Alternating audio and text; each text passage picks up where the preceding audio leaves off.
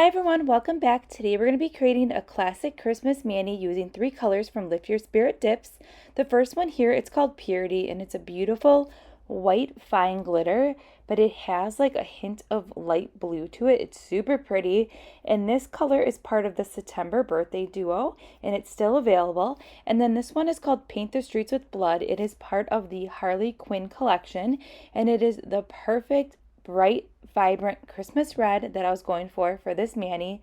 And I just love how pigmented this is, and there is no staining with this red, which is awesome. And then the beginning of the end, it's a beautiful dark green, but it has like these beautiful glitters in it. There's like black, lime green, regular green, and then it's just like a fine dark green mix. Super pretty, and this came out during the fall time, and all 3 colors are still available, and I think they're super pretty, perfect for the Christmas. And then we're going to be using these fun decals on that white Purity nail. We are going to be making custom press-ons, and we're going to be doing the gel method.